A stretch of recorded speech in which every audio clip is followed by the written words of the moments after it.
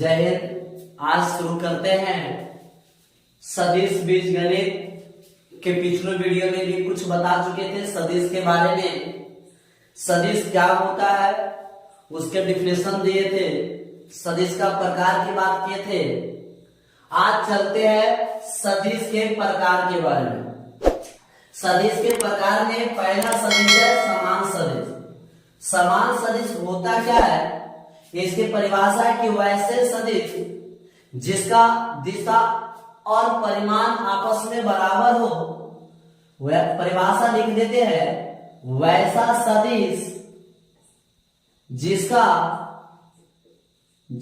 दिशा और परिमाण आपस में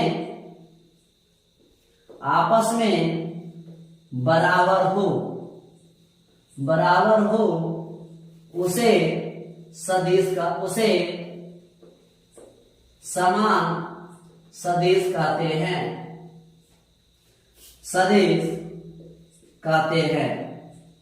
जैसे बात करते हैं एग्जाम्पल में, तो एक कोई सदिश है, मान लिया देख लीजिए एक कोई सदिश गया और इसी दिशा में कोई दूसरा सदिश चला गया तो ये समान सदिश कहलाया। मान लीजिए इस दिशा में कोई सदिश गया, यहां पर बी कोई सदिश गया, इसी दिशा में कोई दूसरा गया तो ये क्या कहलाया, ए बराबर बी, ए समान सदिश होगा। यहाँ पर बी बराबर सी, यह भी एक समान सदिश है। फिर से परिभाषा, समान सदिश का वैसा सदिश जिसका दिशा और परिमाण दोनों समान हो उसे समान सदिश कहते हैं। इसका दूसरा आएगा असमान सदिश। वैसे दो सदिश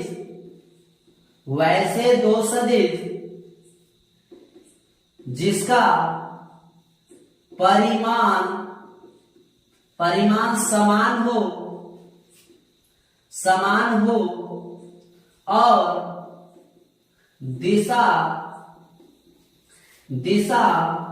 और दिशा विपरीत हो उसे असमान सदिश कहते हैं।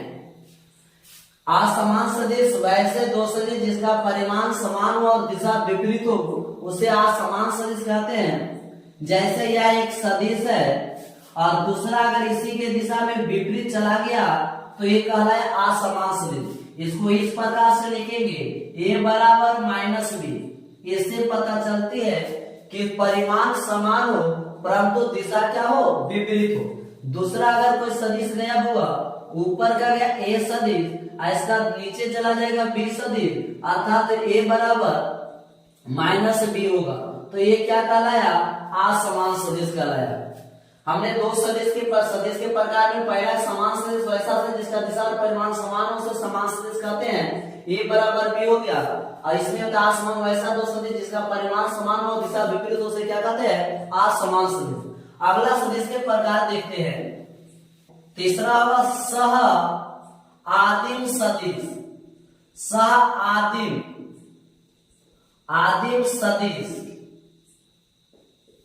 सह आदिम सदिश क्या होती है, वैसे दो या दो से अधिक सदिश जिस पहले एग्जाम्पल समझिएगा, वैसे दो या दो से अधिक सदिश जिसका प्रारंभिक बिंदु एक हो। प्रारंभिक बिंदु यहां से शुरू होती है, ये देखो इसका अंतिम बिंदु अलग है, इसका अंतिम बिंदु अलग है, इसका अंतिम बिंदु अलग है, इसका अंतिम बिंदु अलग है।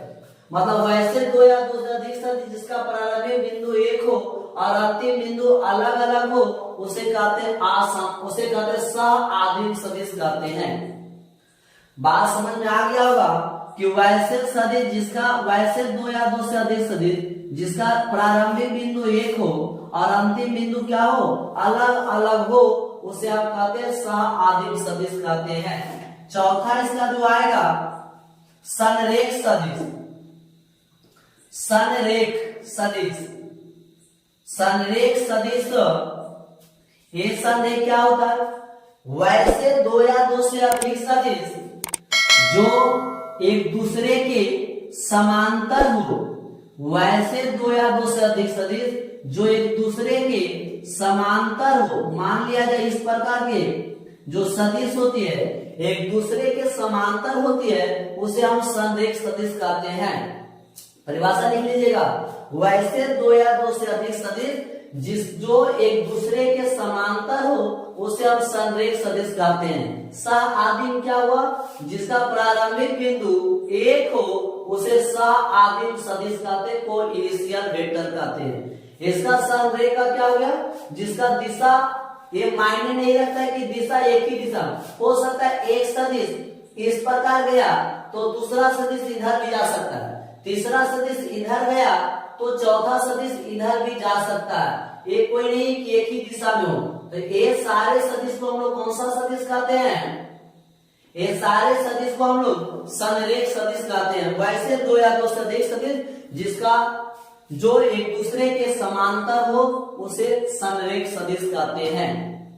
अगला देखिएगा 5 नंबर में